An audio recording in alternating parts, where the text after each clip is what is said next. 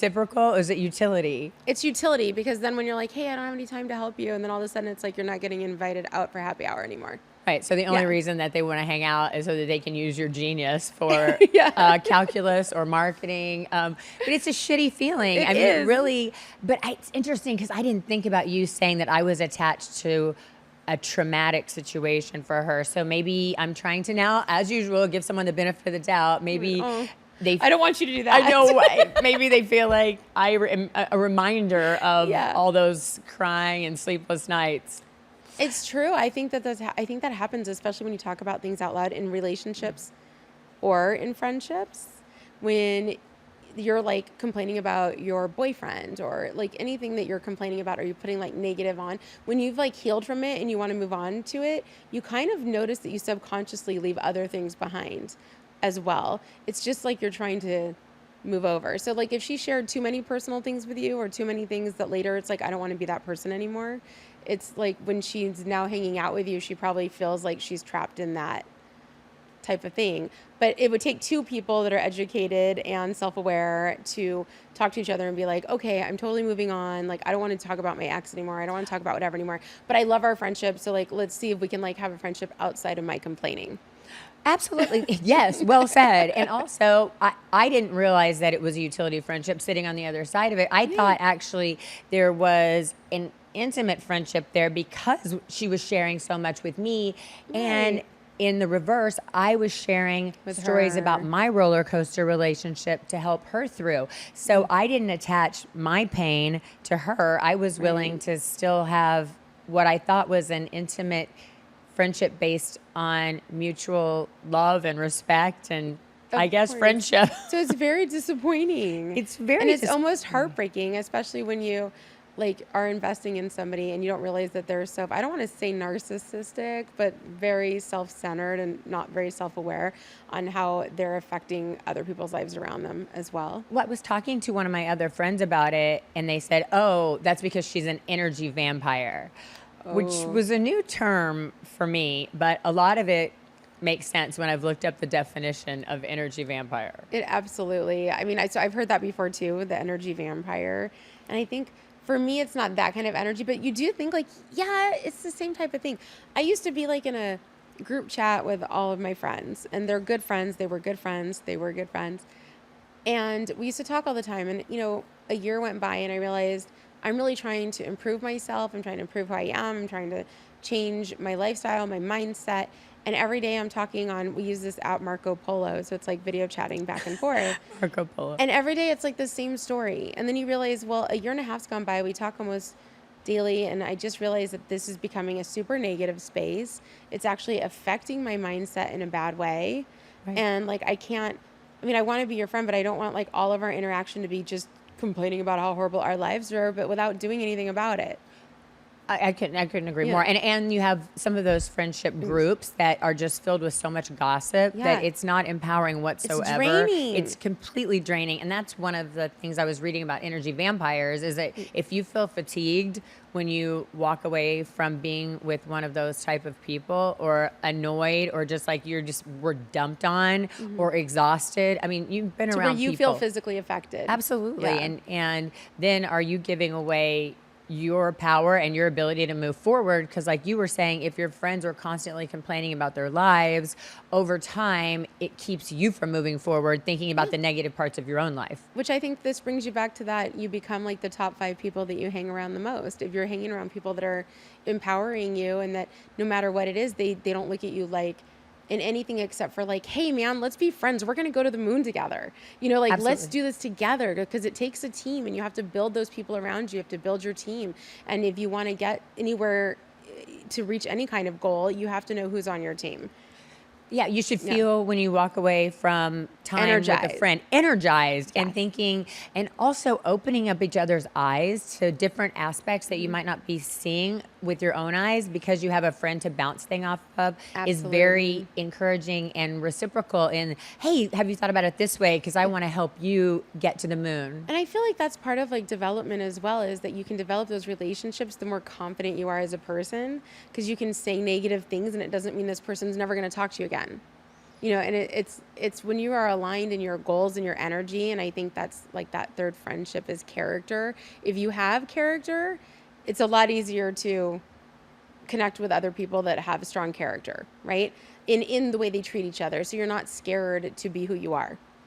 That's like getting naked It and really is. knowing who your own core, what your own core values and your truth is, in order to surround yourself with people that also have the similar goals. And then it's hard. So, okay, you have this friend group that you were Right. speaking about, Yes. and you feel like your goals are not aligned, and there's so much negative energy that you're feeling a little energy vampired when you're on the calls with them. So, how do you walk away and say, I can't do this because it's bringing me down? Right? Well, I think I just kind of went MIA, which I didn't mean to.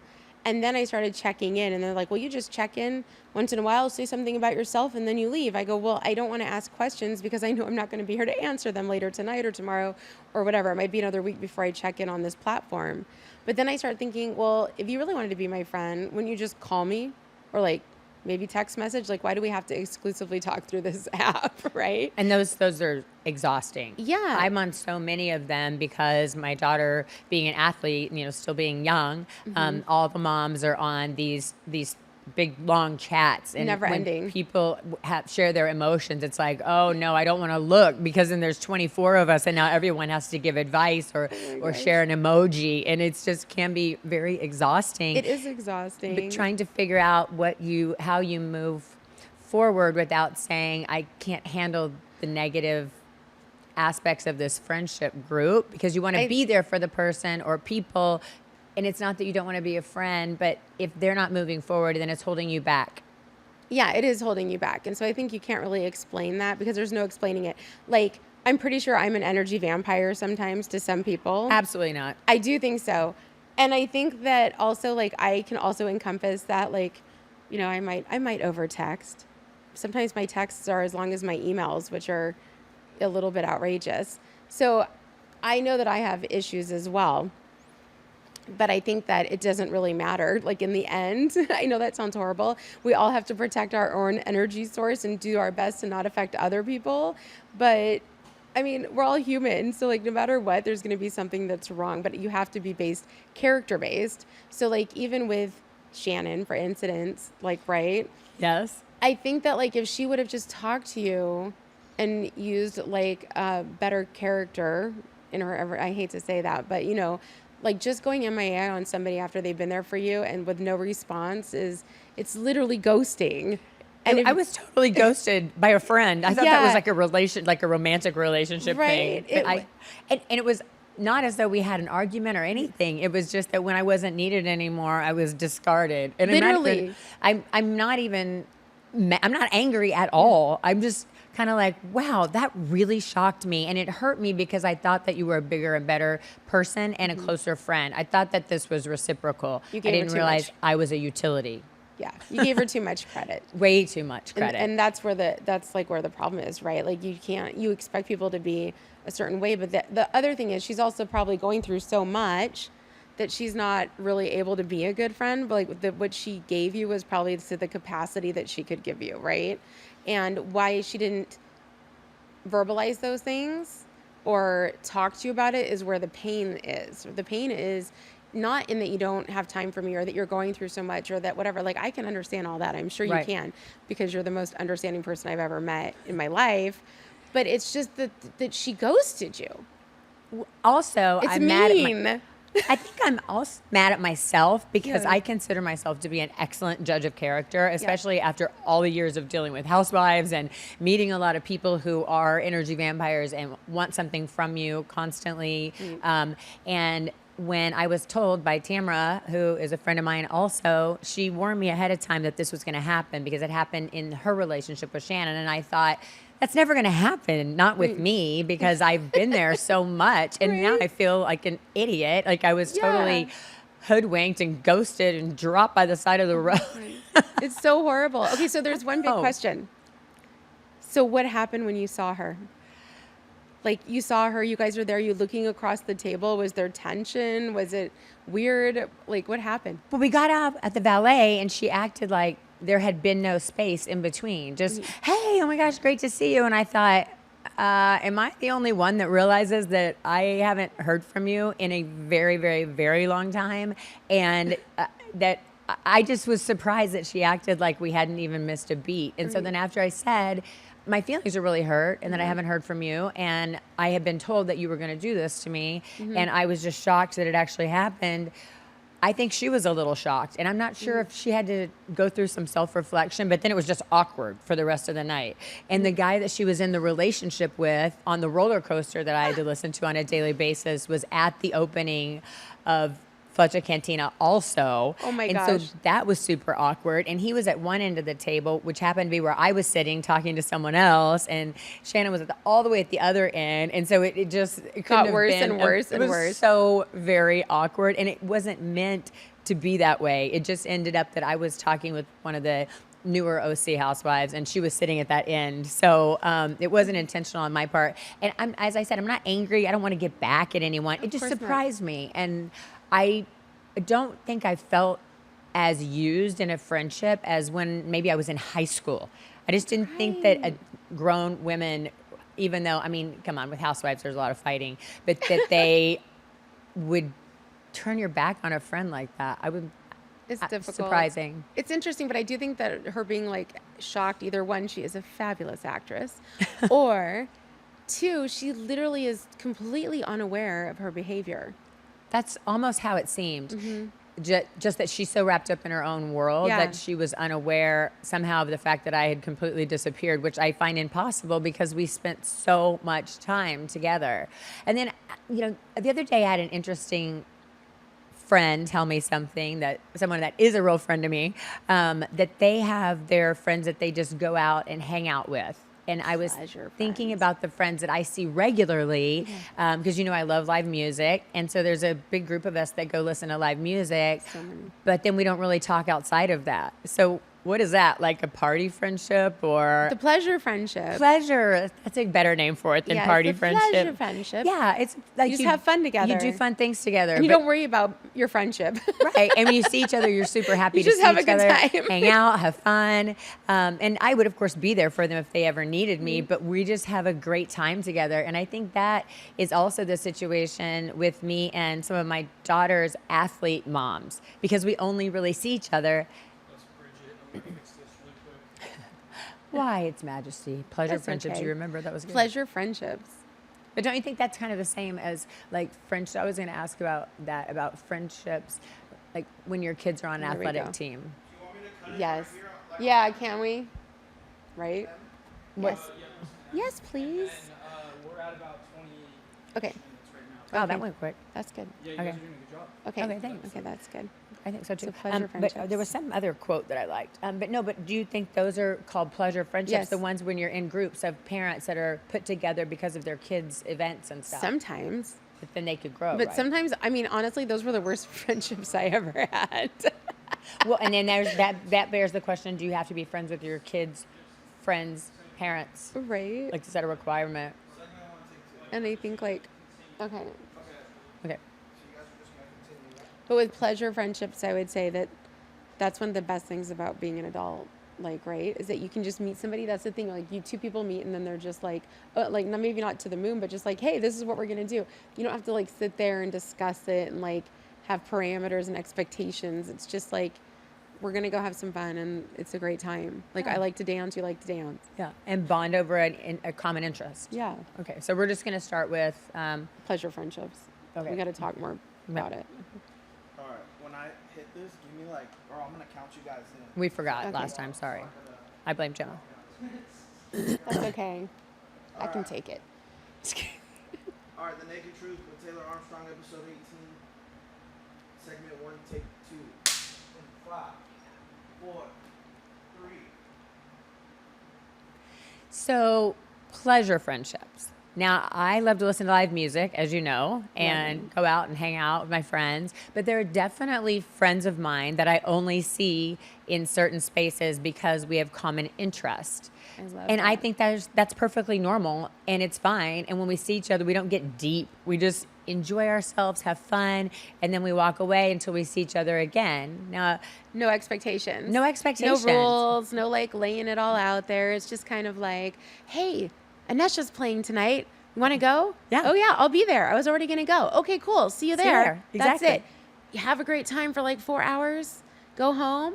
And then it's like a couple Thursdays later, you're like, hey, Anesha's playing.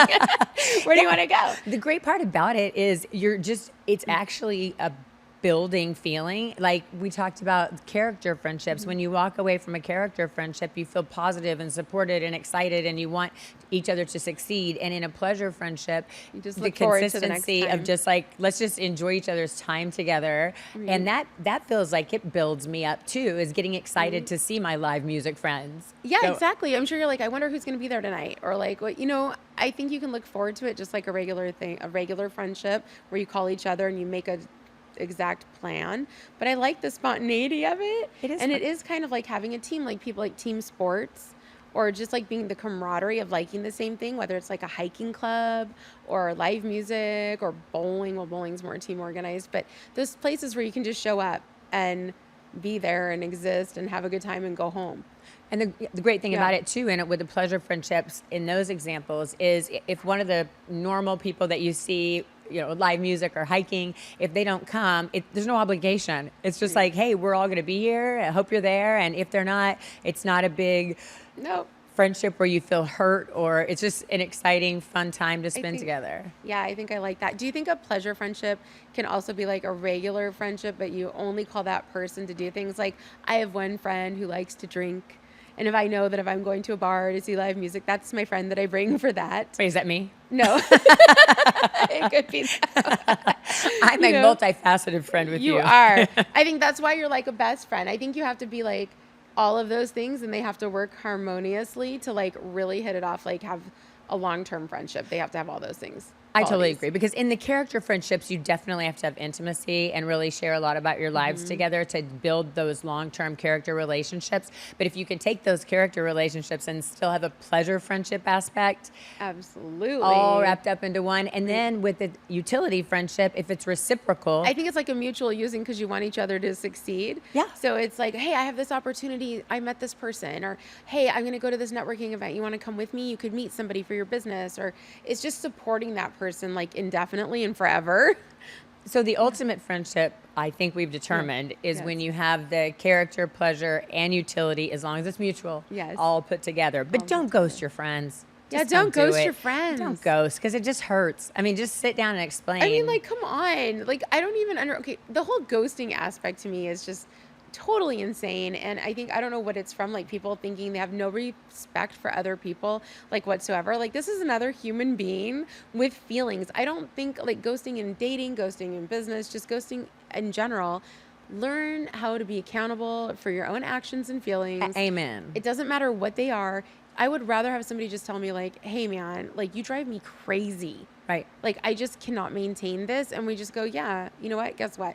I kind of have some things with you too, probably, right? Because it would have worked out one way or another. But you're just like, okay, and you agree to walk away. Like, that's so much better than not knowing what's going on.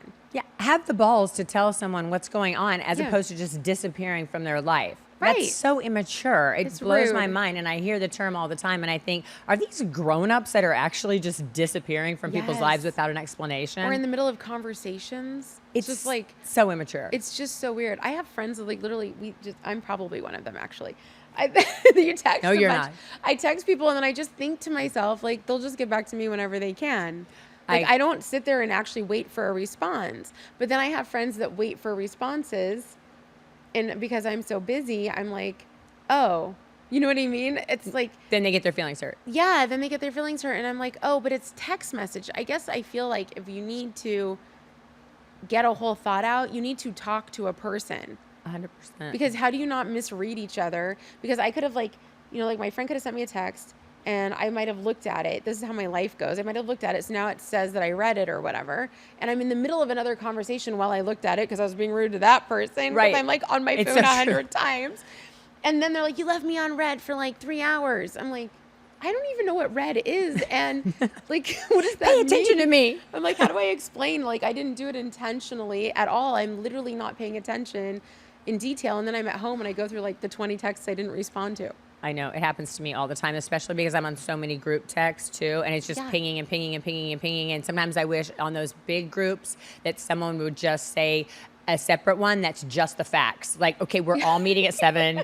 Like, bring a water bottle. Like, I need to know just where I need to be, should when be I need to be. pinned. Here's the address, and then that's it. Because my I don't need all the emojis that go along the way. Because then I can't love keep it. track of everything, and it's not for lack of wanting to. It's for lack of time. I don't think any of us can keep up with all that goes on with our texts and our emails. It's impossible. So It's actually becoming overwhelming. it really is. And then you're supposed to have a real friendship and understand what the other person's saying and the inflection that they're using it. What I've noticed now, and I don't know if we've just upgraded or downgraded because we're lazy or because it's helpful, but almost everybody recently has been using voice memo. Right. I get more voice memos now than text messages. And that's like a thing that's just started happening in the last couple months.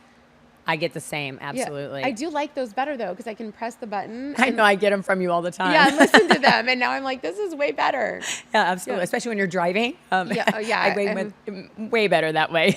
Gemma, I know. you're in trouble. I know, it's bad, Well, I actually. feel like you and I have such a very, very good friendship, and we're a great example of having all 3 of all the characteristics, and I'm so thankful for agree. it. I am too. I am super grateful. So, It's not okay, well, easy. I'm over it that I got ghosted by my friend, and people need to stop doing that and be able to use your words, people. Okay, you're not in preschool. No ghosting. No ghosting. No ghosting. Stop ghosting. Stop the ghost. Yeah. I love it. All right. Well, be a better friend of each other.